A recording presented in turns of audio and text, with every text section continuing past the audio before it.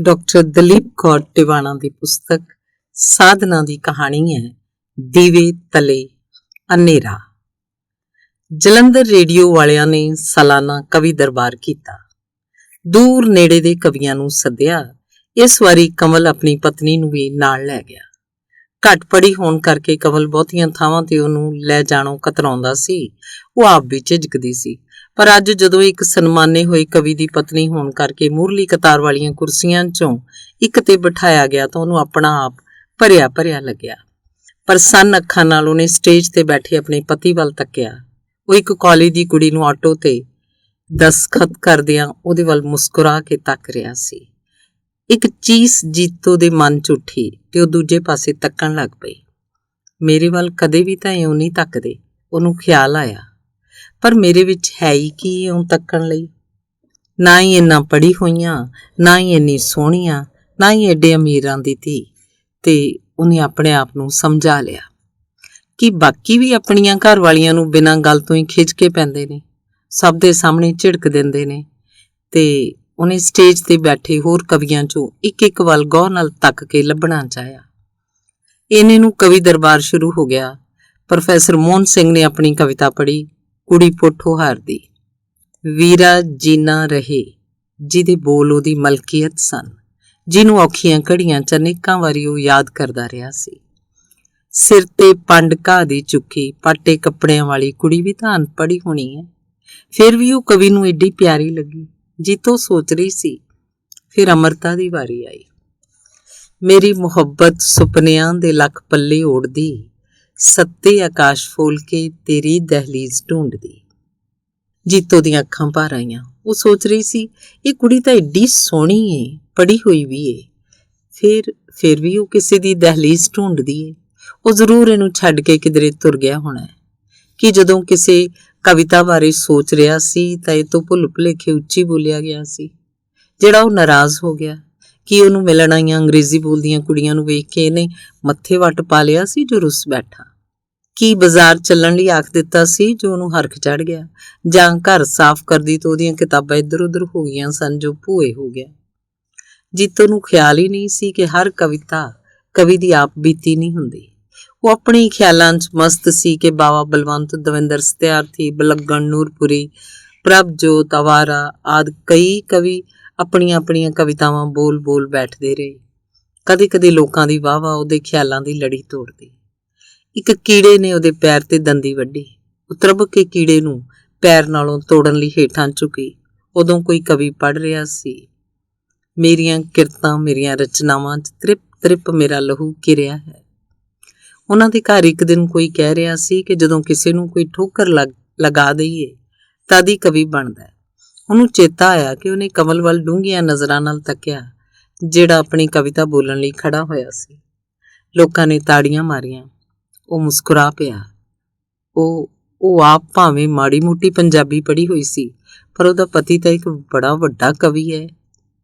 ਇਸ ਖਿਆਲ ਨੇ ਉਹਦੀਆਂ ਅੱਖਾਂ ਨਸ਼ਿਆ ਦਿੱਤੀਆਂ। ਕਮਲ ਕਹਿ ਰਿਹਾ ਸੀ, ਤੂੰ ਗਈ ਕਿ ਮੇਰੀ ਬਹਾਰ ਚਲੀ ਗਈ, ਜ਼ਿੰਦਗੀ ਦੀਆਂ ਪਤਝੜਾਂ 'ਚ ਭਟਕਦਿਆਂ ਮੈਂ ਮੁੜ ਮੁੜ ਤੈਨੂੰ ਯਾਦ ਕਰ ਰਿਹਾ। ਇਹੋ ਜਿਹੇ ਗੀਤ ਇਹ ਕਾਹਤੋਂ ਲਿਖਦੇ ਨੇ? ਤੇ ਰੋਣ ਹਾਕੀ ਹੋਈ ਬੈਠੀ ਸੀ। ਉਹ ਫੁੱਲਾਂ ਵਾਲੀ ਕੁੜੀ ਦੀ ਤਸਵੀਰ ਕਿਤੇ ਕਿਤੇ ਉਹਦਾ ਦਿਲ ਕੀਤਾ ਉੱਡ ਕੇ ਘਰ ਪਹੁੰਚ ਜਾਏ ਤੇ ਉਸ ਤਸਵੀਰ ਨੂੰ ਪਟਕ ਦੇਵੇ। ਪਰ ਫਿਰ ਉਹਨੂੰ ਲੱਗਿਆ ਟੁੱਟੇ ਸ਼ੀਸ਼ੇ ਵਿੱਚੋਂ ਸਾਬਤ ਤਸਵੀਰ ਜਿਵੇਂ ਉਹਦੇ ਤੇ ਹੱਸ ਰਹੀ ਹੋਵੇ ਤੇ ਕਹਿ ਰਹੀ ਹੋਵੇ, ਘਰੋਂ ਤਾਂ ਕੱਢ ਦੇਵੇਂਗੀ, ਉਹਦੇ ਦਿਲ 'ਚੋਂ ਕਿਵੇਂ ਕੱਢੇਂਗੀ? ਜੀਤੋ ਦੇ ਮੱਥੇ ਤੇ ਤਰੇਲੀ ਆ ਗਈ। ਉਹਨੇ ਆਪਣਾ ਬੁੱਲ ਦੰਦਾਂ ਹੇਠ ਦਬਾ ਕੇ ਮਸਾਂ ਹੰਝੂ ਰੋਕੇ। ਪੰਜਾਬੀ ਕਵਿਤਾ ਦਾ ਦੌਰ ਖਤਮ ਹੋਇਆ। ਹਿੰਦੀ ਦੇ ਕਵੀ ਬਚਨ ਨੇ ਆਪਣੀ ਕਵਿਤਾ ਪੜ੍ਹੀ, ਇਸੀਲੀਏ ਖੜਾ ਰਹਾ ਕਿ ਤੁਮ ਮੁਝੇ ਪੁਕਾਰ ਲੋ। ਕਵਿਤਾ ਅਜੇ ਮੁੱਕੀ ਨਹੀਂ ਸੀ ਕਿ ਪਿੱਛੋਂ ਚਪੜਾਸੀ ਨੇ ਆ ਕੇ ਆਖਿਆ, कमल साहब की तबीयत खराब हो गई है, वो आपको घर जाने के लिए बुला रहे हैं। वो घबरा के उठ खड़ोती। कमल ਨੂੰ ਕਦੇ-ਕਦੇ ਦਿਲ ਦਾ ਦੌਰਾ ਪੈ ਜਾਂਦਾ ਸੀ। ਤਾਂਗੇ 'ਚ ਕਮਲ ਦੇ ਕੋਲ ਬੈਠਿਆਂ ਉਹਦਾ ਮਨ ਹੋਰ ਪਾਸੇ ਪਾਉਣ ਲਈ ਜੀਤੋ ਨੇ ਆਖਿਆ, ਤੁਹਾਡੀ ਕਵਿਤਾ ਬੜੀ ਸੋਹਣੀ ਸੀ। ਕਮਲ ਫਿੱਕਾ ਜਿਹਾ ਮੁਸਕਰਾ ਕੇ ਬੋਲਿਆ, ਤੈਨੂੰ ਕੀ ਪਤਾ ਕਿ ਸੋਹਣੀ ਕਵਿਤਾ ਕਿਹੜੀ ਹੁੰਦੀ ਹੈ? ਉਹ ਛਿੱਥੀ ਜਿਹੀ ਹੋ ਕੇ ਰਹਿ ਗਈ। ਪਾਲ ਕੱਲ ਸਵੇਰੇ ਸਾਡੇ ਵੱਲ ਆਏਗੀ, ਤੂੰ ਘਰ ਸਾਫ਼ ਕਰ ਰੱਖੀ ਤੇ ਰੋਟੀ ਵੀ ਸਵਾਰ ਕੇ ਬਣਾ ਲਈ, ਕਮਲ ਨੇ ਆਖਿਆ। ਜੇ ਮੇਰੇ ਵਰਗੀ ਹੁੰਦੀ ਉਹਨੂੰ ਵੀ ਕਾਂ ਪਾਲੋ ਹੀ ਆਖਿਆ ਕਰਨਾ ਸੀ। ਜੀਤੋ ਤੋਂ ਜੀਤੀ, ਪਰ ਮੈਂ ਕਿਹੜਾ ਇੰਨੀ ਪੜ੍ਹੀ ਹੋਈ ਹਾਂ, ਇੰਨੀ ਸੋਹਣੀ ਆ ਜਾਂ ਏਡੇ ਅਮੀਰ ਮਾਪਿਆਂ ਦੀ ਧੀ ਆ। ਉਹਨੇ ਆਪਣੇ ਮਨ ਨੂੰ ਫਿਰ ਸਮਝਾ ਲਿਆ। ਇਸੀलिए ਖੜਾ ਰਹਾ ਕਿ ਤੁਮ ਮੁਝੇ ਪੁਕਾਰ ਲੋ। ਬਚਨ ਦੀ ਕਵਿਤਾ ਦੀ ਲਾਈਨ ਮੁੜ ਉਹਦੀ ਯਾਦ 'ਚ ਉੱਭਰ ਆਈ। ਨਹੀਂ, ਕਵੀ ਨੂੰ ਲਿਖਣਾ ਚਾਹੀਦਾ ਸੀ, ਇਸੀलिए ਖੜੀ ਰਹੀ ਕਿ ਤੁਮ ਮੁਝੇ ਪੁਕਾਰ ਲੋ। ਜੀਤੋ ਨੂੰ ਖਿਆਲ ਆਇਆ, ਕਿਉਂਕਿ ਕੋਈ ਆਦਮੀ ਵਰ੍ਹਿਆਂ ਬੱਧੀ ਇੰਤਜ਼ਾਰ ਨਹੀਂ ਕਰਦਾ ਹੁੰਦਾ, ਉਹ ਕੁੜੀ ਦੀਆਂ ਮਜਬੂਰੀਆਂ ਨੂੰ ਵੀ ਬੇਵਫਾਈ ਆਖਣ ਲੱਗ ਪੈਂਦਾ ਹੈ। ਇਸੀलिए ਖੜੀ ਰਹੀ। ਹਾਂ, ਵਰ੍ਹਿਆਂ ਦੇ ਵਰ੍ਹੇ ਬੀਤ ਗਏ ਨੇ ਇਹਨਾਂ ਦਾ ਘਰ ਸਾਂਭਦਿਆਂ, ਰੋਟੀ ਪਕਾਉਂਦਿਆਂ, ਤੇ ਮੈਂ ਕਿਹੜਾ ਰੱਬ ਦੇ ਮਾਂ ਮਾਰ ਲਏ ਸੀ। ਤੇ ਜਦੋਂ ਕਮਲ ਖੁਸ਼ ਹੁੰਦਾ ਉਹ ਵੀ ਹੱਸ ਪੈਂਦੀ, ਜਦੋਂ ਉਦਾਸ ਹੁੰਦਾ ਉਹ ਚੁੱਪ ਕਰਕੇ ਬੈਠ ਜਾਂਦੀ। ਘੁਰਕੀ ਲੈ ਕੇ ਪੈ ਜਾਣ ਦੇ ਡਰੋਂ ਉਹਨੂੰ ਬੁਲਾਉਣ ਦਾ ਵੀ ਜੇਰਾ ਨਾ ਕਰ ਸਕਦੀ। ਘਰ ਆ ਕੇ ਕਮਲ ਨੂੰ ਦਵਾਈ ਦਿੱਤੀ ਤੇ ਜਦੋਂ ਕੁਝ ਲਿਖਣ ਲੱਗ ਪਿਆ, ਉੱਠ ਕੇ ਰੋਟੀ ਤਿਆਰ ਕਰਨ ਚਲੀ ਗਈ। ਅੱਧੇ ਕੁ ਘੰਟੇ ਪਿੱਛੋਂ ਕਮਲ ਨੇ ਉਹਨੂੰ ਆਵਾਜ਼ ਮਾਰੀ। ਉਹ ਕਾਹਲੀ ਕਾਹਲੀ ਗਈ ਕਿ ਸ਼ਾਇਦ ਕੋਈ ਚੀਜ਼ ਚਾਹੀਦੀ ਹੋਵੇ। ਉਹ ਬੋਲਿਆ, ਜੇ ਤੂੰ ਆ ਦੇਖ, ਮੈਂ ਕਿੱਡੀ ਵਧੀਆ ਚੀਜ਼ ਲਿਖੀ ਏ। ਭਾਵੇਂ ਸਮਝ ਤਾਂ ਤੈਨੂੰ ਘੱਟ ਵੱਧ ਹੀ ਆਏਗੀ, ਪਰ ਮੇਰਾ ਡਾਢਾ ਮਨ ਕਰਦਾ ਕਿਸੇ ਨੂੰ ਸੁਣਾਵਾਂ। ਉਸ ਲਿਖਿਆ ਸੀ, ਦੂਰ ਦੂਰ ਦੀਆਂ ਮੰਜ਼ਿਲਾਂ ਵੱਲ ਤੱਕਦਾ ਉਹ ਆਪਣੇ ਕਦਮਾਂ ਵਿੱਚ ਪਈ ਜ਼ਿੰਦਗੀ ਨੂੰ ਭੁਲਾ ਬੈਠਾ। ਸਾਰੀ ਮਨੁੱਖਤਾ ਦੀਆਂ ਪੀੜਾਂ ਜਰਨ ਵਾਲਾ ਆਪਣੀ ਪਿਆਰੀ ਦੀਆਂ ਪੀੜਾਂ ਦੀ ਥਾਹ ਨਾ ਲੈ ਸਕਿਆ। ਉਹ ਅੱਗੋਂ ਪਤਾ ਨਹੀਂ ਕੀ ਕੁਝ ਪੜ ਗਿਆ ਤੇ ਜੀਤੋ ਸੋਚਾਂ 'ਚ ਡੁੱਬੀ ਰੋਈ ਜਾ ਰਹੀ ਸੀ। ਵਾਹ ਜੀਤੋ, ਤੈਨੂੰ ਵੀ ਰੋਣਾ ਆ ਗਿਆ? ਕਵਲ ਹੈਰਾਨੀ ਨਾਲ ਬੋਲਿਆ। ਅੱਜ ਤਾਂ ਤੁਸੀਂ ਮੇਰੇ ਦਿਲ ਦੀਆਂ ਗੱਲਾਂ ਲਿਖੀਆਂ ਨੇ, ਉਹ ਬੋਲੀ। ਲੋਕਾਂ ਦੇ ਦਿਲ ਦੀਆਂ ਗੱਲਾਂ ਹੀ ਤਾਂ ਕਵਿਤਾ ਹੁੰਦੀਆਂ ਨੇ, ਕਵਲ ਨੇ ਬੇਪਰਵਾਹੀ ਨਾਲ ਉੱਤਰ ਦਿੱਤਾ। ਕੱਲ ਨੂੰ ਨਮੈਸ਼ ਦੇਖਣ ਚੱਲੋਗੇ? ਜੀਤੋ ਨੇ ਉਹਨੂੰ ਜ਼ਰਾ ਖੁਸ਼ ਦੇਖ ਕੇ ਪੁੱਛਿਆ। ਤੂੰ ਕਿਸੇ ਗੁਆਂਢਣ ਨਾਲ ਦੇਖ ਆਵੀਂ, ਮੈਂ ਕੁਝ ਪੜਾਂਗਾ ਓਨੀ ਦੇਰ। ਸਾਰੀਆਂ ਗੁਆਂਢਣਾਂ ਆਪਣੇ ਆਪਣੇ ਘਰ ਵਾਲਿਆਂ ਨਾਲ ਜਾਣਗੀਆਂ, ਤੁਸੀਂ ਕਿਤੇ ਤਾਂ ਚੱਲਿਆ ਕਰੋ। ਹਰ ਵੇਲੇ ਬਸ ਪੜ੍ਹਨਾ ਹੀ ਪੜ੍ਹਨਾ। ਨਾਲੇ ਮੈਂ 2 ਨਵੇਂ ਸੂਟ ਲਿਆਉਣੇ ਨੇ ਰੇਸ਼ਮੀ, ਅਗਲੇ ਮਹੀਨੇ ਪਿੰਡ ਵਿਆਹ ਜੋ ਜਾਣਾ। ਤੈਨੂੰ ਤਾਂ ਬਸ ਹਰ ਵੇਲੇ ਰੇਸ਼ਮੀ ਕੱਪੜਿਆਂ ਦੀ ਪਈ ਰਹਿੰਦੀ ਹੈ। ਦੁਨੀਆ 'ਚ ਅਨੇਕਾਂ ਅਜਿਹੇ ਬੰਦੇ ਵੀ ਨੇ ਜਿਨ੍ਹਾਂ ਨੂੰ ਰੋਟੀ ਵੀ ਰੱਜ ਕੇ ਨਹੀਂ ਮਿਲਦੀ, ਤੇ ਮੈਂ ਕੀ ਕਰਾਂ ਜੇ ਰੋਟੀ ਨਹੀਂ ਮਿਲਦੀ? ਤੁਸੀਂ ਮਰੀ ਜਾਓ ਉਹਨਾਂ ਦੇ ਝੋਰਿਆਂ 'ਚ, ਮੈਨੂੰ ਨਹੀਂ ਐਵੇਂ ਵਾਧੂ ਗੱਲਾਂ ਆਉਂਦੀਆਂ। ਮੈਂ ਇਹਨਾਂ ਦੇ ਘਰ ਆ ਕੇ ਕੀ ਸੁੱਖ ਦੇਖਿਆ? ਨਾ ਚੱਜ ਦਾ ਖਾਧਾ, ਨਾ ਹੰਢਾਇਆ, ਨਾ ਕੋਈ ਚੱਜ ਨਾਲ ਇਹਨਾਂ ਸਿੱਧੇ ਮੱਥੇ ਬੁਲਾਇਆ। ਹਰਖ 'ਚੋਂ ਕਿੰਨਾ ਕੁਝ ਸੋਚ ਗਈ। ਆ ਗੁਆਂਢੀ ਭਾਵੇਂ ਇੱਕ ਕਲਰਕ ਹੈ, ਫਿਰ ਵੀ ਘਰ ਰੰਗ ਰਲੀਆਂ ਮਨਾਉਂਦੇ ਨੇ। ਇੱਥੇ ਮੇਰਾ ਵੀ ਕੋਈ ਜੀਵਨ ਹੈ? ਕੋਈ ਗੱਲ ਵੀ ਹੈ ਕਿ ਉਂਝ ਹੀ ਲੈਕਚਰ ਸ਼ੁਰੂ ਕਰਤਾ?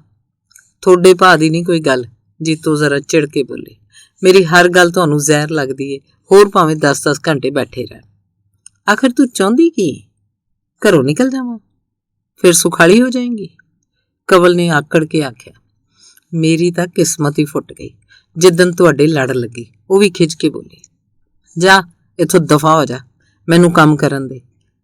ਹੈ ਕੀ ਮੁਸੀਬਤ ਦੀ ਮੁਸੀਬਤ, ਨਾ ਕੁਝ ਜਾਣੇ ਨਾ ਸਮਝੇ। ਚੰਗਾ, ਭਲਕੇ ਪੇਕੇ ਚਲੀ ਜਾਊਂਗੀ, ਜਿਵੇਂ ਮਰਜ਼ੀ ਮਨ ਆਇਆ ਕਰਿਓ। ਆਖਦੀ ਭਰੀਆਂ ਅੱਖਾਂ ਨਾਲੋਂ ਕਮਰੇ 'ਚੋਂ ਬਾਹਰ ਨਿਕਲ ਗਈ। ਹਨੇਰੇ 'ਚ ਪਏ ਤੇ ਰੌਸ਼ਨੀ ਵੰਡਦੇ ਲੈਂਪ ਵੱਲ ਬੇਧਿਆਨੀ ਕਵਲ ਕਿੰਨੀ ਦੇਰ ਤੱਕੀ ਗਿਆ। ਡਾਕਟਰ ਦਲੀਪ ਕੌਰ ਟਿਵਾਣਾ ਦੀ ਕਹਾਣੀ ਬਾਲਾ ਦੀਦੀ। ਬਾਲਾ ਦੀਦੀ ਸਾਰੇ ਉਹਨੂੰ ਸੱਦਦੇ ਨੇ। ਪਿਛਲੇ ਵਰੇ ਜਦੋਂ ਮੇਰਾ ਵਿਆਹ ਉਹਨਾਂ ਦੇ ਘਰ ਹੋਇਆ ਤਾਂ ਪਹਿਲੀ ਵਾਰ ਮੈਂ ਉਹਨੂੰ ਵੇਖਿਆ। ਵਿਆਹ ਤੇ ਵੀ ਉਹਨੇ ਚਿੱਟੇ ਕੱਪੜੇ ਪਾਏ ਹੋਏ ਸਨ। ਮੈਂ ਸੋਚਾਂ 'ਚ ਪੈ ਗਿਆ, ਪਰ ਉਹਦਾ ਮੁਸਕਰਾਉਂਦਾ ਮੂੰਹ ਬੱਚਿਆਂ ਵਰਗੀ ਮਾਸੂਮੀਅਤ ਤੋਂ ਲੱਗਦਾ ਸੀ ਕਿ ਚਿੱਟੇ ਕੱਪੜੇ ਕਿਸੇ ਬਦਸ਼ਗਨੀ ਕਰਕੇ ਜਾਂ ਸਮਾਜਿਕ ਰੀਤੀ ਰਿਵਾਜ ਕਰਕੇ ਨਹੀਂ ਪਾਏ ਜਾਂਦੇ। ਇਹਦੀ ਪਸੰਦ ਹੀ ਹੋਏਗੀ, ਮੈਂ ਸੋਚਿਆ। ਬਾਲਾ ਦੀਦੀ ਬੜੇ ਸੋਹਣੇ ਗੀਤ ਲਿਖਦੀ ਏ, ਕਦੇ ਉਹ ਰੇਡੀਓ ਤੇ ਵੀ ਗਾਏ ਜਾਂਦੇ ਨੇ। ਇੱਕ ਦਿਨ ਜੀਤੀ ਨੇ ਮੈਨੂੰ ਦੱਸਿਆ, ਬਾਲਾ ਦੀਦੀ ਤੇਰੇ ਨਾਲੋਂ ਤਾਂ ਕਈ ਵਾਰੀ ਵੱਡੀ ਏ। ਉਹਨੇ ਵਿਆਹ ਕਿਉਂ ਨਹੀਂ ਕੀਤਾ ਅਜੇ ਤੱਕ? ਮੈਂ ਜੀਤੀ ਨੂੰ ਪੁੱਛਿਆ। ਘਰਦਿਆਂ ਨੇ ਤਾਂ ਬਥੇਰੇ ਚੰਗੇ ਮੁੰਡੇ ਵੇਖੇ ਸੀ, ਪਰ ਬਾਲਾ ਦੀਦੀ ਮੰਨਦੀ ਨਹੀਂ। ਆਂਦੀ ਏ ਮੈਂ ਨੌਕਰੀ ਇਸ ਲਈ ਕੀਤੀ ਏ ਕਿ ਕਿਸੇ ਤੇ ਬੋਝ ਨਾ ਬਣਾ। ਪਰ ਇਹਦਾ ਕਾਰਨ ਇਹ ਉਹ ਤੋਂ ਪੁੱਛਣ ਦੀ ਕੌਣ ਹਿੰਮਤ ਕਰ ਸਕਦਾ? ਇੱਕ ਵਾਰੀ ਜੇ ਘੂਰ ਕੇ ਤੱਕੇ ਤਾਂ ਸਾਰੇ ਟੱਬਰ ਦਾ ਸਾਹ ਸੁੱਕ ਜਾਂਦਾ। ਕਹਿੰਦੀ ਭਾਵੇਂ ਘੱਟ ਵੱਧ ਹੀ ਏ ਕੁਝ ਕਿਸੇ ਨੂੰ, ਪਰ ਬਾਈ ਗॉड ਡਰਦੇ ਉਹ ਤੋਂ ਸਾਰੇ ਨੇ, ਜੀਤੀ ਨੇ ਦੱਸਿਆ। ਪਰ ਜੀਤੀ ਮੈਨੂੰ ਤੇ ਉਹ ਤੋਂ ਡਰ ਨਹੀਂ ਲੱਗਦਾ, ਸਗੋਂ ਬੜੀ ਅੱਛੀ ਲੱਗਦੀ ਏ। ਅੱਛੀ ਤਾਂ ਸਭ ਨੂੰ ਹੀ ਲੱਗਦੀ ਏ, ਪਰ ਕਦੇ ਕਦੇ ਉਹਨੂੰ ਗੁੱਸਾ ਵੀ ਅੰਤਾਂ ਦਾ ਆ ਜਾਂਦਾ। ਪਤਾ ਨਹੀਂ ਕਿਸ ਗੱਲ ਤੋਂ ਆਉਂਦਾ, ਤੇ ਆਪਣੇ ਆਪ ਫਿਰ ਠੀਕ ਵੀ ਹੋ ਜਾਂਦਾ। ਹਰ ਵੇਲੇ ਨਾਲ ਰਹਿੰਦਿਆਂ ਵੀ ਤੁਹਾਨੂੰ ਪਤਾ ਨਹੀਂ ਲੱਗਦਾ? ਮੈਂ ਜੀਤੀ ਤੋਂ ਪੁੱਛਿਆ। ਰਹਿੰਦੇ ਤਾਂ ਭਾਵੇਂ ਨਾਲ ਹੀ ਨੇ ਸਭ, ਪਰ ਕਦੇ-ਕਦੇ ਤਾਂ ਬੜੀ ਦੂਰ ਦਿਸਣ ਲੱਗ ਜਾਂਦੀ ਏ। ਕੋਲ ਬੈਠਿਆਂ ਉਹਦੀ ਸੂਰਤ ਕਿਧਰੇ ਖੋ ਜਾਂਦੀ ਏ। ਕੋਈ ਗੱਲ ਉਹਨੂੰ ਸੁਣਾਈ ਨਹੀਂ ਦਿੰਦੀ, ਕੋਈ ਕੰਮ ਉਹ ਤੋਂ ਹੁੰਦਾ ਨਹੀਂ, ਪਰ ਬੜੀ ਨਿਢਾਲ ਜੀ ਦਿਸਣ ਲੱਗ ਪੈਂਦੀ ਏ। ਸੱਚੀ ਉਦੋਂ ਤਾਂ ਉਹਦੇ ਵੱਲ ਮੂੰਹ ਵੱਲ ਤੱਕ ਕੇ ਬੜਾ ਹੀ ਤਰਸ ਆਉਂਦਾ ਹੈ। ਜੀਤੀ ਦੀਆਂ ਗੱਲਾਂ ਤੋਂ ਬਾਲਾ ਦੀਦੀ ਬਾਰੇ ਕੋਈ ਥੌ ਨਹੀਂ ਸੀ ਲੱਗਦਾ। ਮੈਂ ਕਿੰਨੀ ਰਾਤ ਤੀਕ ਸੋਚਦਾ ਰਿਹਾ ਕਿ ਸਾਡੀਆਂ ਆਮ ਕੁੜੀਆਂ ਦੀ ਜ਼ਿੰਦਗੀ ਇੱਕ ਰੱਟ ਜੀ 'ਚ ਘੁੰਮਦੀ ਰਹਿੰਦੀ ਏ, ਪਰ ਬਾਲਾ ਦੀਦੀ ਦੀਆਂ ਬੜੀਆਂ ਗੱਲਾਂ 'ਚ ਉਲੰਘ ਰਹੀ ਸੀ। ਅਗਲੀ ਵਾਰੀ ਜਦੋਂ ਅਸੀਂ ਉੱਧਰ ਗਏ, ਮੈਂ ਬਾਲਾ ਦੀਦੀ ਨੂੰ ਬੜੀ ਗੌਰ ਨਾਲ ਤੱਕਦਾ ਰਿਹਾ। ਬੜੀ ਸਲੀਕੇ ਵਾਲੀ ਕੁੜੀ ਦਿਸਦੀ ਸੀ। ਜੇ ਬਾਲਾ ਨਾ ਹੋਵੇ, ਮੇਰਾ ਤਾਂ ਘਰ ਹੀ ਰੁਲ ਜਾਵੇ। ਹੋਰ ਤਾਂ ਕੋਈ ਕੰਮ ਨੂੰ ਹੱਥ ਕਿਹੜਾ ਲਾਉਂਦਾ ਹੈ? ਇਹੀ ਕਰੇ ਚਾਹੇ ਨਾ ਕਰੇ, ਮਾਂ ਜੀ ਨੇ ਦੱਸਿਆ। ਫਿਰ ਵੀ ਢੇਰਾਂ ਦੇ ਢੇਰ ਕਿਤਾਬਾਂ ਪੜ੍ਹਦੀ ਰਹਿੰਦੀ। ਮੈਂ ਦੇਖਿਆ ਕਦੇ-ਕਦੇ ਗੱਲਾਂ ਕਰਦਿਆਂ ਉਹਦੀ ਸੁਰਤ ਕਿਧਰੇ ਖਿੰਡਣ ਲੱਗ ਜਾਂਦੀ। ਉਹਦੀ ਤੱਕਣੀ 'ਚ ਇੱਕ ਖਿਲਾ ਆ ਜਾਂਦਾ, ਚਿਹਰੇ ਤੇ ਬੇਮਲੂਮਾ ਜਿਹਾ ਸ਼ਿਕਵਾ ਜਿਹਾ ਉਗੜਦਾ। ਫਿਰ ਇੱਕ ਝੰਜੋੜ ਜਿਹੀ ਲੈਂਦਾ, ਜਿਵੇਂ ਕਿਸੇ ਅਸਹਿ ਬੋਝ ਨੂੰ ਛੰਡ ਸੁੱਟਣਾ ਚਾਹੁੰਦਾ ਹੋਵੇ। ਫਿਰ ਆਲੇ ਦੁਆਲੇ ਤੱਕ ਕੇ ਹੱਸ ਪੈਂਦੀ। ਇੱਕ ਦਿਨ ਕੁਰਸੀਆਂ ਥੋੜੀਆਂ ਹੋਣ ਕਰਕੇ ਅਸੀਂ ਸਾਰੇ ਦਰੀ ਤੇ ਹੀ ਬੈਠ ਗਏ। ਬਾਲਾ ਦੀਦੀ ਉੱਥੇ ਹੀ ਲੇਟ ਗਈ। ਅਸੀਂ ਸਭ ਗੱਲਾਂ ਕਰ ਰਹੇ ਸੀ, ਉੱਚੀ-ਉੱਚੀ ਹੱਸ ਰਹੇ ਸੀ। ਉੱਥੇ ਹੀ ਸੌਂ ਗਈ ਸੀ। ਦੀਦੀ ਸੌਂ ਗਈ? ਮੈਂ ਜੀਤੀ ਨੂੰ ਪੁੱਛਿਆ। ਹਾਂ, ਦੀਦੀ ਐਵੇਂ ਹੀ ਕਰਦੀ ਹੁੰਦੀ ਏ। ਜਦੋਂ ਮਨ ਆਇਆ ਭਾਵੇਂ ਢੋਲ ਖੜਕਾਈ ਜਾਓ, ਇਹਨੂੰ ਪਤਾ ਹੀ ਨਹੀਂ ਲੱਗਦਾ। ਉਂਝ ਭਾਵੇਂ ਸਾਰੀ ਰਾਤ ਅੱਖਾਂ ਥਾਣੀ ਲੰਘਾ ਛੱਡੇ। ਬਾਲਾ ਦੀਦੀ ਪੂਰਨ ਸ਼ਾਂਤੀ ਨਾਲ ਸੁੱਤੀ ਪਈ ਸੀ। ਸੁੱਤੀ ਉਹ ਜਾਗਣ ਨਾਲੋਂ ਕਿਤੇ ਵੱਧ ਚੰਗੀ ਲੱਗ ਰਹੀ ਸੀ। ਇੱਕੋ ਧੰਦਕ ਕੇ ਉੱਠ ਬੈਠੀ, ਭਵਤਰਿਆਂ ਵਾਂਗ ਚੁਫੇਰੇ ਤੱਕਿਆ, ਫਿਰ ਹੱਸ ਪਈ ਤੇ ਅੱਖਾਂ ਮੀਟ ਕੇ ਦੂਜੇ ਪਲ ਫਿਰ ਸੁੱਤੀ ਹੋਈ ਸੀ। ਕਿਹੜੀ ਚੀਜ਼ ਏ ਜਿਹੜੀ ਇਹਨੂੰ ਸੁੱਤਿਆਂ ਵੀ ਬੇਚੈਨ ਕਰ ਜਾਂਦੀ ਏ? ਮੈਂ ਸੋਚ ਰਿਹਾ ਸਾਂ। ਇੰਨੇ ਨੂੰ ਦੂਜੇ ਕਮਰੇ 'ਚੋਂ ਕੁਝ ਲੈਣ ਗਈ ਜੀਤੀ ਦੌੜੀ ਆਈ ਤੇ ਆਖਣ ਲੱਗੀ, ਛੇਤੀ ਆਓ, ਰੇਡੀਓ ਤੇ ਬਾਲਾ ਦੀਦੀ ਦਾ ਗੀਤ ਆ ਰਿਹਾ। ਬਾਲਾ ਨੂੰ ਵੀ ਉਹਨੂੰ ਜਗਾ ਲਿਆ। ਗੀਤ ਦੇ ਬੋਲ ਸਨ ਕਿ ਵਰ੍ਹਾ ਬੀਤ ਗਿਆ ਏ, ਬਹਾਰ ਪਰਤ ਆਈਏ, ਪਰ ਤੈਨੂੰ ਪਰਤਣ ਦਾ ਸ਼ਾਇਦ ਚੇਤਾ ਹੀ ਭੁੱਲ ਗਿਆ। ਜਿਸ ਰਾਹ ਤੋਂ ਤੂੰ ਮੇਰੇ ਨਾਲੋਂ ਨਿਖੜ ਗਿਆ ਸੈਂ, ਮੈਂ ਅਜੇ ਵੀ ਉੱਥੇ ਹੀ ਖੜੋਤੀ ਆਂ। ਮਤੇ ਕਦੇ ਤੈਨੂੰ ਮੇਰਾ ਚੇਤਾ ਆਵੇ, ਤੂੰ ਪਰਤ ਕੇ ਆਵੇਂ। ਏਡੀ ਵੱਡੀ ਦੁਨੀਆ 'ਚ ਮੈਂ ਇਕੱਲੀ ਰਹਿ ਗਈ ਆਂ, ਪਰ ਨਹੀਂ, ਤੇਰੀ ਯਾਦ ਤੇ ਹਰ ਵੇਲੇ ਮੇਰੇ ਨਾਲ ਰਹਿੰਦੀ ਏ। ਕਹਿੰਦੇ ਨੇ ਪੰਛੀਆਂ ਤੇ ਪਰਦੇਸੀਆਂ ਦਾ ਕੋਈ ਵਸਾਹ ਨਹੀਂ ਹੁੰਦਾ, ਪਰ ਤੇਰੇ ਤੇ ਸ਼ੱਕ ਕਰਕੇ ਮੈਂ ਤੇਰੀ ਹੱਤਕ ਨਹੀਂ ਸੀ ਕਰਨਾ ਚਾਹੁੰਦੀ। ਗੀਤ ਤੁਰਦਾ ਗਿਆ। ਮੈਂ ਬਾਲਾ ਦੀਦੀ ਦੇ ਚਿਹਰੇ ਤੇ ਵੱਟਦੇ ਭਾਵਾਂ ਨੂੰ ਤੱਕਦਾ ਰਿਹਾ। ਮੈਨੂੰ ਆਪਣੇ ਵੱਲ ਗੌਰ ਨਾਲ ਤੱਕਦਿਆਂ ਦੇਖ ਉਹ ਉਪਰੀ ਜੀ ਹਾਸੀ ਹੱਸ ਪਈ। ਫਿਰ ਉੱਠ ਕੇ ਕਮਰੇ 'ਚ ਲੱਗੀ ਤਸਵੀਰ ਤੱਕਣ ਲੱਗ ਪਈ।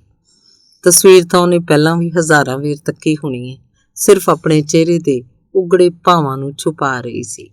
ਗੀਤ ਖਤਮ ਹੋਇਆ, ਉੱਚੀ ਹੱਸ ਪਈ, ਸ਼ਾਇਦ ਗੀਤ ਦੇ ਪ੍ਰਭਾਵ ਨੂੰ ਹਾਸੇ 'ਚ ਖੋ ਦੇਣ ਲਈ। ਵਰ੍ਹਾ ਬੀਤ ਗਿਆ। ਬਾਲਾ ਦੀਦੀ ਦੇ ਕਈ ਗੀਤ ਮੈਂ ਰੇਡੀਓ ਤੋਂ ਸੁਣੇ। ਕਈ ਵਾਰੀ ਉਹਨੂੰ ਮਿਲਿਆ। ਬਹੁਤਾ ਕੁਝ ਉਹਦੇ ਬਾਰੇ ਜਾਣ ਨਾ ਸਕਿਆ। ਕੋਈ ਵੀ ਉਹਦੇ ਬਾਰੇ ਨਹੀਂ ਸੀ ਜਾਣਦਾ। ਆਪਣੇ ਜ਼ਬਤ ਦੀਆਂ ਕੰਨੀਆਂ ਉਹਨੇ ਇੰਨੀਆਂ ਕਿ ਭਰੀਆਂ ਹੋਈਆਂ ਸਨ ਕਿ ਕੋਈ ਉਹਨਾਂ ਦੇ ਹੇਠੋਂ ਤੱਕ ਨਹੀਂ ਸੀ ਸਕਦਾ। ਉਹਦੇ ਵਿਚਾਰ ਜਾਣਨ ਲਈ ਕਈ ਵਾਰ ਮੈਂ ਕਈ ਵਿਸ਼ਿਆਂ ਤੇ ਬਹਿਸ ਛੇੜੀ। ਬੜੇ ਸੁਲਝੇ ਸਮਝੇ ਹੋਏ ਖਿਆਲ ਸਨ। ਬੌਧਿਕ ਪੱਧਰ ਬੜਾ ਉੱਚਾ ਸੀ, ਸਾਹਿਤਿਕ ਵਾਕਫੀਅਤ ਬੜੀ ਸੀ, ਦਲੀਲਾਂ ਬੜੀਆਂ ਵਜ਼ਨਦਾਰ ਹੁੰਦੀਆਂ, ਪਰ ਅਖੀਰ 'ਚ ਇਹ ਆਖ ਕੇ ਖਤਮ ਕਰ ਦਿੰਦੀ ਕਿ ਜਿੰਨਾ ਬਹੁਤਾ ਸੋਚੋਗੇ ਉਨੇ ਹੀ ਦੁਖੀ ਹੋਗੇ। ਹਾਸ਼ਮ ਠੀਕ ਹੀ ਆਂਦਾ ਹੈ, ਮੂਰਖ ਲੋਕ ਸਦਾ ਸੁੱਖ ਸੌਂਦੇ ਤੇ ਹੱਸ ਪੈਂਦੇ। ਇੱਕ ਦਿਨ ਮੈਂ ਢੀਠ ਹੋ ਕੇ ਪੁੱਛ ਹੀ ਲਿਆ ਕਿ ਬਾਲਾ ਦੀਦੀ ਤੁਸੀਂ ਹਮੇਸ਼ਾ ਚਿੱਟੇ ਹੀ ਕੱਪੜੇ ਕਿਉਂ ਪਾਉਂਦੇ ਹੋ? 2 ਪਲ ਉਹ ਮੇਰੇ ਮੂੰਹ ਵੱਲ ਤੱਕਦੀ ਰਹੀ। ਇੱਕ ਸ਼ਰਾਰਤੀ ਮੁਸਕਰਾਹਟ ਉਹਦੇ ਚਿਹਰੇ ਤੇ ਆਈ, ਪਰ ਦੂਜੇ ਹੀ ਪਲ ਉਦਾਸੀ ਦਾ ਪਰਛਾਵਾਂ ਉਹਦੀਆਂ ਅੱਖਾਂ 'ਚ ਫਿਰ ਗਿਆ ਤੇ ਆਖਣ ਲੱਗੀ, ਕਿਸੇ ਨੂੰ ਮੇਰੇ ਚਿੱਟੇ ਕੱਪੜੇ ਪਾਉਣਾ ਬਹੁਤ ਚੰਗਾ ਲੱਗਦਾ ਸੀ। ਉਦੋਂ ਸ਼ੁਰੂ ਕੀਤੇ ਸਨ। ਕਿਹਨੂੰ? ਮੈਂ ਹੌਸਲਾ ਕਰਕੇ ਪੁੱਛਿਆ। ਜਿਹਦੀਆਂ ਪਸੰਦਾਂ ਮੈਨੂੰ ਆਪਣੀਆਂ ਪਸੰਦਾਂ ਨਾਲੋਂ ਜ਼ਿਆਦਾ ਪਿਆਰੀਆਂ ਨੇ। ਉਹਨੇ ਸੰਜੀਦਾ ਹੋ ਕੇ ਜਵਾਬ ਦਿੱਤਾ। ਕੀ ਬਾਲਾ ਦੀਦੀ ਤੇਰੀਆਂ ਪਸੰਦਾਂ ਦਾ ਵੀ ਉਹਨੂੰ ਐਡਾ ਖਿਆਲ ਏ? ਇਹਦੇ ਨਾਲ ਕੀ ਫਰਕ ਪੈ ਚੱਲਿਆ? ਤੁਸੀਂ ਹਰ ਕੰਮ ਬਦਲੇ ਦੀ ਚਾਹ ਜਾਂ ਤਜਾਰਤੀ ਰਵੱਈਏ ਨਾਲ ਹੀ ਤਾਂ ਨਹੀਂ ਕਰ ਸਕਦੇ। ਕੀ ਇਹਨਾਂ ਖਿਆਲਾਂ ਨਾਲ ਮਨ ਨੂੰ ਤਸੱਲੀ ਹੋ ਜਾਂਦੀ ਏ? ਮਨ ਦੀ ਭਟਕਣ ਹਟ ਜਾਂਦੀ ਏ? ਮੈਂ ਫਿਰ ਪੁੱਛਿਆ। ਗਮ ਦਾ ਇੱਕ ਬੱਦਲ ਬਾਲਾ ਦੀਦੀ ਦੀਆਂ ਅੱਖਾਂ 'ਚੋਂ ਮੜ ਆਇਆ, ਪਰ ਉਹ ਕੁਸੀਸ ਵੱਟ ਕੇ ਵਿੱਚ ਪੀ ਗਈ। ਕਿੱਡੀ ਜਿਗਰੇ ਵਾਲੀ ਕੁੜੀ ਏ। ਹੈਰਾਨ ਆ ਕਿ ਜ਼ਿੰਦਗੀ ਨੇ ਇਹਦੇ ਕੋਲੋਂ ਕੁਝ ਖੋਹ ਕਿਵੇਂ ਲਿਆ। ਮੈਂ ਸੋਚਿਆ ਇੰਨੇ ਨੂੰ ਜੀਤੀ ਉੱਥੇ ਆ ਗਈ। ਬਾਲਾ ਦੀਦੀ ਦੇ ਚਿਹਰੇ ਤੇ ਥੋੜੀ ਘਬਰਾਹਟ ਦੇਖ ਮੈਂ ਗੱਲ ਬਦਲ ਦਿੱਤੀ। ਬਾਲਾ ਦੀਦੀ ਨੇ ਇੱਕ ਦੋ ਵਾਰੀ ਨੀਝ ਲਾ ਕੇ ਮੇਰੇ ਵੱਲ ਤੱਕਿਆ। ਉਹਨਾਂ ਤੱਕਣੀਆਂ ਚੰਤਾਂ ਦੀ ਭੀੜ ਸੀ। ਮੈਨੂੰ ਦੁੱਖ ਹੋਇਆ ਕਿ ਮੈਂ ਕਿਸੇ ਦੁੱਖ ਦੀ ਨਾੜ ਨੂੰ ਛੋਹ ਬੈਠਾ ਸਾਂ। ਅਗਲੇ ਦਿਨ ਅਸੀਂ ਦਿੱਲੀ ਨੂੰ ਤੁਰ ਪਏ। ਸਾਰੀ ਰਾਤ ਦਾ ਸਫ਼ਰ ਸੀ। ਜੀਤੀ ਤਾਂ ਸੌਂ ਗਈ, ਪਰ ਮੈਂ ਸੋਚਦਾ ਰਿਹਾ ਕਿ ਸ਼ਾਇਦ ਬਾਲਾ ਦੀਦੀ ਨੇ ਕਿਸੇ ਨੂੰ ਚਾਹਿਆ। ਉਹ ਇਹਦੀ ਜ਼ਿੰਦਗੀ ਨੂੰ ਚੀਰ ਕੇ ਲੰਘ ਗਿਆ। ਦੁਨੀਆ 'ਚ ਚੰਗੇ ਬੰਦਿਆਂ ਦਾ ਤੋੜਾ ਨਹੀਂ, ਪਰ ਕਿੱਡੇ ਸਬਰ ਵਾਲੀ ਕੁੜੀ ਹੈ। ਇੱਕੋ ਯਾਦ ਦਿਲ 'ਚ ਰੱਖ ਪੱਟ ਢੋ ਲਏ। ਮੁੜ ਬਾਹਰਲੀ ਦੁਨੀਆ ਵੱਲ ਨਾ ਤੱਕਿਆ। ਪਰ ਇਹਦੇ ਨਾਲ ਏਡੀ ਚੰਗੀ ਕੁੜੀ ਦੀ ਜ਼ਿੰਦਗੀ ਵੀਰਾਨ ਹੋ ਗਈ ਹੈ। ਸੰਵਰਿਆ ਤੇ ਕਿਸੇ ਦਾ ਕੁਝ ਵੀ ਨਹੀਂ। ਇੰਨਾ ਹੀ ਸੋਚਾਂ 'ਚ ਪਤਾ ਨਹੀਂ ਕਿਹੜੇ ਵੇਲੇ ਨੀਂਦ ਆ ਗਈ। ਉਦੋਂ ਹੀ ਅੱਖ ਖੁੱਲੀ ਜਦੋਂ ਜੀਤੀ ਕਹਿ ਰਹੀ ਸੀ, ਘੋੜੇ ਵੇਚ ਕੇ ਤਾਂ ਨਹੀਂ ਸੁੱਤੇ, ਉਠੋ ਦਿੱਲੀ ਆ ਗਈ। ਫਿਰ 2 ਮਹੀਨੇ ਮਗਰੋਂ ਬਾਲਾ ਦੀਦੀ ਦੀ ਚਿੱਠੀ ਆਈ। ਉਹਨੇ ਮੈਨੂੰ ਸੱਦਿਆ ਸੀ। ਮੈਂ ਹੈਰਾਨ ਸਾਂ ਕਿ ਕੀ ਗੱਲ ਹੋ ਸਕਦੀ ਹੈ। ਆਉਂਦੇ ਨੂੰ ਹੀ ਉਹਨੇ ਕਿਹਾ, ਘਰਦਿਆਂ ਨੂੰ ਨਾ ਦੱਸਿਓ ਕਿ ਮੈਂ ਬੁਲਾਇਆ, ਕਹਿਣਾ ਇੱਧਰ ਕਿਸੇ ਕੰਮ ਆਇਓ। ਮੈਂ ਦੇਖਿਆ ਬਾਲਾ ਦੀਦੀ ਕੁਝ ਬੇਚੈਨ ਜਿਹੀ ਸੀ। ਸ਼ਾਮ ਤੀਕ ਉਹਨੇ ਮੇਰੇ ਨਾਲ ਕੋਈ ਗੱਲ ਨਾ ਕੀਤੀ। ਕਾਫੀ ਆਥਣ ਹੋਏ। ਬਾਕੀ ਸਾਰੇ ਜਦੋਂ ਅੰਦਰ ਤਾਸ਼ ਖੇਡ ਰਹੇ ਸਨ ਤਾਂ ਉਹਨੇ ਬਗੀਚੀ 'ਚ ਕੁਰਸੀਆਂ ਢਾ ਲਈਆਂ। ਇਕੱਲੀ ਜਾ ਕੇ ਬੈਠ ਗਈ। ਮੈਂ ਵੀ ਉੱਧਰ ਜਾ ਨਿਕਲਿਆ। ਉਹ ਇੱਕ ਟਾਹਣੀ ਨਾਲੋਂ ਪੱਤੇ ਮਰੁੰਡ ਸੁੱਟ ਰਹੀ ਸੀ। ਤੁਹਾਡਾ ਦੋਸਤ ਰਜਿੰਦਰ ਹੈ ਨਾ?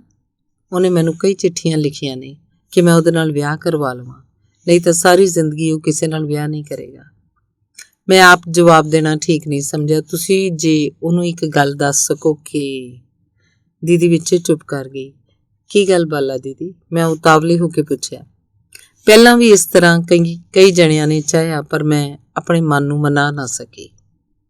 ਵਰ੍ਹਿਆਂ ਦੇ ਵਰ੍ਹੇ ਲੰਘ ਗਏ। ਰੋਟੀ ਕੱਪੜੇ ਦੀ ਤਾਂ ਕਿਸੇ ਨੂੰ ਵੀ ਕਦੀ ਔਖ ਨਹੀਂ ਹੁੰਦੀ, ਪਰ ਹੌਲੀ ਹੌਲੀ ਮਨ 'ਚ ਇੱਕ ਖਿਲਾਅ ਆ ਜਾਂਦਾ ਹੈ। ਨਿਰੀਆਂ ਯਾਦਾਂ ਜਿਉਣ ਲਈ ਕਾਫੀ ਨਹੀਂ ਰਹਿ ਜਾਂਦੀਆਂ।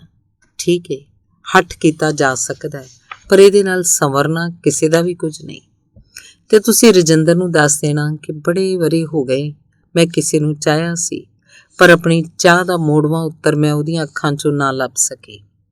ਫਿਰ ਸਖਣਾ ਮਨ ਤਰਾਟਾਂ ਨਾਲ ਭਰ ਗਿਆ। ਜੀਵਨ ਸਾਵਾਂ ਨਾ ਰਿਹਾ ਤੇ ਉਲਾਰ ਵੱਟਿਆਂ ਨਾਲ ਕਿਸੇ ਹੋਰ ਦਾ ਪਿਆਰ ਤੁਲਾ ਕਿਵੇਂ ਲੈਂਦੀ। ਜੇ ਸਭ ਕੁਝ ਜਾਣ ਕੇ ਵੀ ਉਹ ਆਪਣਾ ਫੈਸਲਾ ਬਦਲਣ ਵਾਸਤੇ ਤਿਆਰ ਨਾ ਹੋਵੇ ਤਾਂ ਕੋਈ ਇਤਰਾਜ਼ ਨਹੀਂ, ਮੈਂ ਵਿਆਹ ਕਰ ਲਵਾਂਗੀ। ਦੂਸਰੇ ਮਹੀਨੇ ਅਸੀਂ ਸਭ ਬਾਲਾ ਦੀਦੀ ਨੂੰ ਸਟੇਸ਼ਨ ਤੇ ਛੱਡਣ ਗਏ। ਰਜਿੰਦਰ ਵੀ ਨਾਲ ਸੀ। ਦੀਦੀ ਨੇ ਬੜੇ ਸੋਹਣੇ ਹਲਕੇ ਜਿਹੇ ਰੰਗ ਦੇ ਕੱਪੜੇ ਪਾਏ ਹੋਏ ਸਨ। ਸ਼ੁਕਰ ਏ ਰੱਬ ਦਾ ਜੇ ਕਿਤੇ ਇਹ ਦਿਨ ਵੀ ਆਇਆ। ਕੋਠੇ ਜਿੱਡੀ ਧੀ ਨੂੰ ਘਰ 'ਚ ਬੈਠੀ ਵੇਖ ਕੇ ਮੇਰਾ ਤਾਂ ਜੀਅ ਘਿਰਦਾ ਰਹਿੰਦਾ। ਨਾ ਬਾਬਾ, ਧੀਆਂ ਤਾਂ ਆਪਣੇ ਘਰ ਹੀ ਸ਼ੋਭਦੀਆਂ ਨੇ, ਮਾਂ ਜੀ ਨੇ ਸੌਖਾ ਸਾਹ ਲੈਂਦਿਆਂ ਆਖਿਆ। ਰਜਿੰਦਰ ਨੇ ਮੇਰਾ ਹੱਥ ਘੁੱਟਿਆ ਤੇ ਬਾਲਾ ਦੀਦੀ ਵੱਲ ਤੱਕ ਕੇ ਮੁਸਕਰਾ ਪਿਆ। ਡਾਕਟਰ ਦਲੀਪ ਕੌਰ ਟਿਵਾਣਾ ਦੀ ਕਹਾਣੀ ਇੱਕ ਵੇਸੂਆ। ਕਿਉਂ ਅੱਜ ਸਰਕਾਰਾਂ ਕਿਵੇਂ ਪਈਆਂ ਨੇ? ਹਨੇਰਾ ਹੋ ਚੱਲਿਆ ਹੈ, ਪਰਵਾਨੇ ਆਉਣ ਵੀ ਲੱਗ ਗਏ ਨੇ, ਪਰ ਸ਼ਮਾ ਕੋਈ ਤਿਆਰੀ ਨਹੀਂ ਕਰ ਰਹੀ ਹੈ। ਰੋਣਾ? ਮੈਨੂੰ ਲੱਗਦਾ ਅੱਜ ਫਿਰ ਉਹ ਆਇਆ ਹੋਣਾ ਹੈ। ਤੂੰ ਤੇ ਪਾਗਲ ਹੈ ਸ਼ਮਾ। ਸ਼ਮਾ ਦਾ ਤਾਂ ਕੰਮ ਹੀ ਰੌਸ਼ਨੀ ਵੰਡਣਾ ਹੈ। ਉੱਠ ਤਿਆਰ ਹੋ, ਬੁਲਾਉਣ ਨਾਲੇ ਕਿਸੇ ਨੂੰ, ਕੁਝ ਖਾਣ ਪੀਣ ਨੂੰ ਮੰਗਵਾਈਏ। ਭਲਾ ਹੋਵੇ ਲਾਟਾਂ ਵਾਲੀ ਮਾਈ ਦਾ। ਅੱਜ ਦਾ ਸੱਟਾ ਤਾਂ ਇਕੱਠਾ ਹੀ 400 ਬਚਾ ਗਿਆ। ਵੇਖੀ ਫਿਰ ਅੱਜ ਨਹੀਂ ਮੈਂ ਮਾਰਵਾੜੀ ਨੂੰ ਅੱਗੇ ਵਧਣ ਦੇਣਾ, ਨੋਟਾਂ ਦਾ ਮੀਂਹ ਵਰਸਾ ਦੇਣਾ। ਰੰਜਨ ਨੇ ਪਾਨ ਨਾਲ ਰੰਗੀ ਜੀਭ ਨੂੰ ਬੁੱਲਾਂ ਤੇ ਫੇਰਦਿਆਂ ਆਖਿਆ। ਨਹੀਂ ਰੰਜਨ, ਅੱਜ ਮੇਰੀ ਤਬੀਅਤ ਠੀਕ ਨਹੀਂ, ਸ਼ਮਾ ਨੇ ਡੂੰਘੀਆਂ ਉਦਾਸੀਆਂ 'ਚ ਖੋ ਕੇ ਆਖਿਆ। ਜਿਸ ਦਿਨ ਉਹ ਮੇਰੇ ਮੂੰਹੋਂ ਹੋਰ ਗੱਲ ਨਿਕਲਦੀ ਹੈ, ਆਪਣੀ ਮਨੂਸ ਸ਼ਕਲ ਦਿਖਾ ਜਾਂਦਾ ਹੈ, ਉਸੇ ਦਿਨ ਤੇਰੀ ਤਬੀਅਤ ਖਰਾਬ ਹੋ ਜਾਂਦੀ ਹੈ। ਛੱਡ ਕਿਹੜਾ ਉਸ ਰੰਗ ਦਾ, ਐਵੇਂ ਹੌਕੇ ਭਰਨ ਲੱਗ ਜਾਂਦੀ ਹੈ। ਸਹੁਰਾ ਬੇਵਕੂਫ, ਸਾਡਾ ਵੀ ਮਜ਼ਾ ਖਰਾਬ ਕਰ ਜਾਂਦਾ ਹੈ। ਨਹੀਂ ਰੰਜਨ, ਉਹ ਬੜਾ ਚੰਗਾ ਬੰਦਾ ਹੈ, ਤੂੰ ਉਹਨੂੰ ਸਮਝਦਾ ਨਹੀਂ। ਵਾਹ ਰੇ, ਤੂੰ ਸੁਣ ਲਈਆਂ ਉਹਦੀਆਂ ਗੱਲਾਂ? ਚੰਗਾ ਹੁੰਦਾ ਤਾਂ ਫਿਰ ਇੱਥੇ ਆਉਂਦਾ। ਇਹੀ ਤੇ ਕਈ ਵਾਰੀ ਮੈਂ ਵੀ ਸੋਚਦੀ ਹਾਂ, ਪਰ ਇੱਥੇ ਵੀ ਉਹ ਤੁਹਾਡੇ ਸਭਨਾਂ ਵਾਂਗ ਨਹੀਂ ਆਉਂਦਾ। ਬੜਾ ਅਨੋਖਾ ਬੰਦਾ ਹੈ। ਸ਼ਾਇਦ ਪਹਿਲਾਂ ਕਦੇ ਕਿਸੇ ਵੇਸੂਆ ਦੇ ਨਹੀਂ ਗਿਆ, ਤਦ ਹੀ ਕਈ ਵਾਰੀ ਅਜੀਬ ਜਿਹੀ ਗੱਲਾਂ ਪੁੱਛਦਾ। ਇੱਕ ਦਿਨ ਮੈਨੂੰ ਆਖਣ ਲੱਗਾ, ਸ਼ਮਾ, ਜਦੋਂ ਕੋਈ ਸੜਿਆ ਜਿਹਾ ਜਾਂ ਸ਼ਰਾਬੀ ਬੰਦਾ ਆਪਣਾ ਮੂੰਹ ਤੇਰੇ ਕੋਲ ਲੈ ਜਾਂਦਾ ਹੈ, ਤੈਨੂੰ ਕਿਵੇਂ ਮਹਿਸੂਸ ਹੁੰਦਾ ਹੈ? ਫਿਰ ਤੈਂ ਕੀ ਜਵਾਬ ਦਿੱਤਾ? ਰੰਜਨ ਨੇ ਸਾਹਮਣੀ ਕੰਧ ਤੇ ਲੱਗੇ ਵੱਡੇ ਸ਼ੀਸ਼ੇ 'ਚ ਆਪਣਾ ਮੂੰਹ ਤੱਕਦਿਆਂ ਪੁੱਛਿਆ। ਮੈਂ ਆਖਿਆ, ਪਹਿਲੇ 4-5 ਮਹੀਨੇ ਤਾਂ ਮੈਂ ਬੜੀ ਔਖੀ ਹੋਈ, ਹੁਣ ਤੇ ਕੁਝ ਮਹਿਸੂਸ ਹੀ ਨਹੀਂ ਹੁੰਦਾ। ਸ਼ਾਇਦ ਸਾਡੇ ਲੋਕਾਂ 'ਚ ਮਹਿਸੂਸ ਕਰਨ ਦਾ ਮਾਦਾ ਹੀ ਮਰ ਜਾਂਦਾ ਹੈ। ਛੱਡ ਪਰੇ ਸ਼ਮਾ ਇਹਨਾਂ ਫਜ਼ੂਲ ਗੱਲਾਂ ਨੂੰ ਤੇ ਚੱਲ ਅੱਜ ਫੇਰ ਉਹੀ ਗਾਣਾ ਸੁਣਾ ਦੇ, ਮਜ਼ਾ ਲੈ ਲੈ ਜ਼ਿੰਦਗੀ ਮੇਂ। ਰੰਜਨ ਨੇ ਇੱਕ ਪਾਨ ਹੋਰ ਮੂੰਹ 'ਚ ਪਾਉਂਦਿਆਂ ਆਖਿਆ। ਨਹੀਂ ਰੰਜਨ, ਨਹੀਂ, ਅੱਜ ਗਾਣ ਨੂੰ ਨਹੀਂ, ਸਗੋਂ ਮੇਰਾ ਚੀਕਾਂ ਮਾਰ ਮਾਰ ਕੇ ਰੋਣ ਨੂੰ ਦਿਲ ਕਰਦਾ ਹੈ। ਸ਼ਮਾ ਹੌਕਾ ਭਰ ਕੇ ਬੋਲੀ। ਬੜੀ ਅਜੀਬ ਗੱਲ ਹੈ ਮੇਰੀ ਜਾਨ, ਕਿ ਤੈਨੂੰ ਸਾਡੇ ਗਰੀਬਾਂ ਤੇ ਵੀ ਨਹੀਂ ਤਰਸ ਆਉਂਦਾ। ਚੰਗਾ ਸੋਹਣਿਓ, ਤੁਹਾਡੀ ਮਰਜ਼ੀ। ਫਿਰ ਆਪਣੇ ਹੱਥਾਂ ਨਾਲ ਇੱਕ ਪੈਗ ਤਾਂ ਪਿਆ ਦਿਓ, ਰੰਜਨ ਨੇ ਗਲਾਸ ਅੱਗੇ ਕਰਦਿਆਂ ਆਖਿਆ। ਕਿ ਤੁਸੀਂ ਸਾਰੇ ਆਦਮੀਆਂ ਨੇ ਇੱਕੋ ਜਿਹੇ ਲਫ਼ਜ਼ ਯਾਦ ਕਰ ਰੱਖੇ ਹੁੰਦੇ ਨੇ, ਜਿਹੜਾ ਵੀ ਆਉਂਦਾ ਹੈ ਮੇਰੀ ਜਾਨ ਸੋਹਣਿਓ, ਪਿਆਰਿਓ, ਮਲਾਈ ਦੇ ਡੂਨਿਓ, ਪਰ ਹੁੰਦੇ ਸਭ ਹੀ ਆਦਮੀ ਝੂਠੇ ਹੋ। ਆਦਮੀ ਹੁੰਦੇ ਹੋਣਗੇ ਪਰ ਮੈਂ ਤਾਂ ਨਹੀਂ, ਰੰਜਨ ਨੇ ਗੱਲ ਟੋਕ ਕੇ ਆਖਿਆ। ਸ਼ਮਾ ਦਾ ਬੁੱਧੂਵਾਦੀ ਹਾਸਾ ਨਿਕਲ ਗਿਆ। ਫਿਰ ਦੱਸਣ ਲੱਗੀ। ਉਹ ਮੁੱਛਲ ਜਿਹਾ, ਉਹਨੇ ਤਾਂ ਡਿੰਗਾ ਮਾਰਿਆ ਕਰੇ, ਆਖਿਆ ਕਰੇ ਮੇਰੀ ਜਾਨ ਦੇਖ, ਤੇਰੀ ਖਾਤਰ ਪੁਤਲਿਆਂ ਵਰਗੀ ਦੋ ਨੂੰ ਘਰ ਪਿੱਟਦੀਆਂ ਛੱਡ ਕੇ ਆਉਣਾ। ਪਿੱਛੋਂ ਜਾ ਕੇ ਪਤਾ ਲੱਗਿਆ ਕਿ ਉਹਨੇ ਤਾਂ 500 ਤੋਂ ਇੱਕ ਤੀਵੀਂ ਮੁੱਲ ਲਈ ਸੀ, ਜਿਹੜੀ 2 ਮਹੀਨੇ ਪਿੱਛੋਂ ਹੀ ਕਿਸੇ ਹੋਰ ਨਾਲ ਨਿਕਲ ਗਈ ਸੀ। ਇਉਂ ਤਾਂ ਫਿਰ ਆਦਮੀ ਔਰਤ ਨੂੰ ਖੁਸ਼ ਕਰਨ ਲਈ ਆਖਦੇ ਹੀ ਹੁੰਦੇ ਨੇ, ਰੰਜਨ ਨੇ ਜਵਾਬ ਦਿੱਤਾ। ਤਾਂ ਤੇ ਤੁਸੀਂ ਲੋਕ ਬੜੇ ਧੋਖੇਬਾਜ਼ ਹੁੰਦੇ ਹੋ।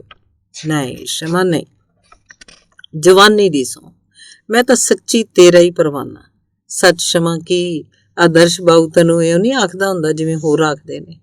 ਨਹੀਂ, ਉਹ ਤੇ ਸਗੋਂ ਇੱਕ ਦਿਨ ਆਖਦਾ ਸੀ, ਆਪਣੀ ਚੰਗੀ ਔਰਤ ਦੇ ਸਵੱਛ ਮੂੰਹ ਵੱਲ ਤੱਕ ਕੇ ਮੈਨੂੰ ਕਈ ਵਾਰ ਆਪਣੇ ਆਪ ਨਾਲ ਹਲਿਆਣ ਜੀ ਆਉਂਦੀ ਹੈ ਕਿ ਮੈਂ ਕਿਉਂ ਇਸ ਚਿੱਕੜ ਭਰੀ ਦੁਨੀਆ 'ਚ ਆਉਣਾ। ਸ਼ਮਾ ਨੇ ਦੱਸਿਆ। ਤੇ ਜੇ ਉਹਨੂੰ ਇਹ ਰੰਗੀਨ ਦੁਨੀਆ ਤੇ ਹੁਸੀਨ ਦੁਨੀਆ ਚਿੱਕੜ ਭਰੀ ਲੱਗਦੀ ਏ ਤਾਂ ਹਕੀਮ ਨੇ ਦੱਸਿਆ ਵੀ ਜ਼ਰੂਰ ਆਇਆ ਕਰੇ, ਰੰਜਨ ਬੋਲਿਆ।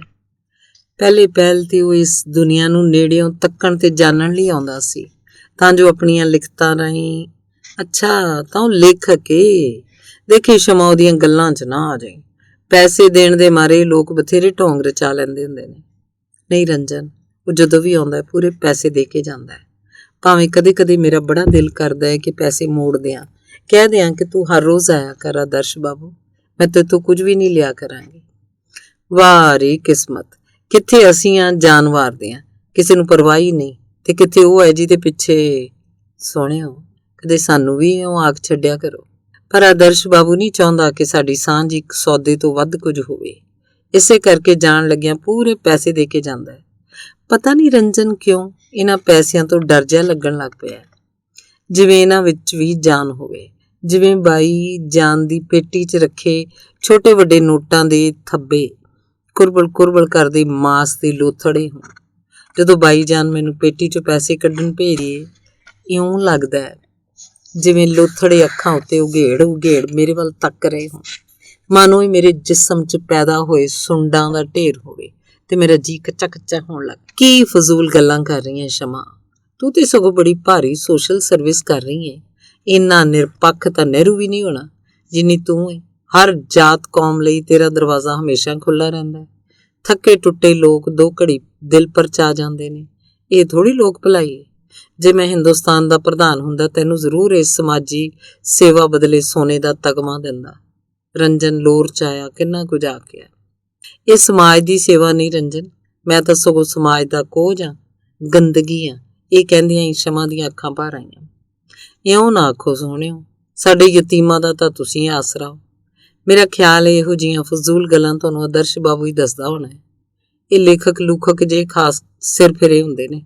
ਜੇ ਇਹੀ ਹਾਲ ਰਿਹਾ ਤਾਂ ਸ਼ਮਾ ਦੇ ਦਰਵਾਜ਼ੇ ਇੱਕ ਦਿਨ ਪਰਵਾਨਿਆਂ ਲਈ ਬੰਦ ਹੋ ਜਾਣਗੇ। ਰੰਜਨ ਇੱਕ ਦਿਨ ਆਦਰਸ਼ ਬਾਬੂ ਆਂਦਾ ਸੀ, ਸ਼ਮਾ ਤੂੰ ਮੈਨੂੰ ਬੜੀ ਚੰਗੀ ਲੱਗਦੀ ਹੈ। ਤੇ ਮੇਰਾ ਦਿਲ ਕੀਤਾ ਕੁਝ ਦਿਨ ਜਦੋਂ ਵੀ ਆਦਰਸ਼ ਬਾਬੂ ਆਏ ਮੈਂ ਕਹਿਲਾ ਭੇਜਾਂ ਕਿ ਵਿਹਲੀ ਨਹੀਂ, ਤੇ ਉਹਦੇ ਮਨ 'ਚ ਕਦੇ ਇਹਨਾਂ ਗਾਹਕਾਂ ਲਈ ਸਾੜਾ ਪੈਦਾ ਹੋ ਸਕੇ। ਕਦੇ ਔਖਾ ਹੋ ਕੇ ਆਖੇ, ਸ਼ਮਾ ਕੱਲ ਦਾ ਸਾਰਾ ਦਿਨ ਮੇਰਾ ਹੋਇਆ। ਕਦੇ ਮੇਰੀ ਜਾਨ ਸਾਨੂੰ ਵੀ ਇਉਂ ਆਖ ਦਿਆ ਕਰੋ। ਪਰ ਅੱਛਾ ਬਈ, ਜਿਵੇਂ ਤੁਸੀਂ ਰਾਜੀ, ਸੱਚੇ ਆਸ਼ਿਕ ਜੋ ਏ, ਰੰਜਨ ਬੋਲਿਆ। ਬਾਈ ਜੀ, ਕੋਈ ਬਾਬੂ ਮੋਟਾ ਸਾ ਨੌਕਰ ਨੇ ਆ ਕੇ ਆਖਿਆ।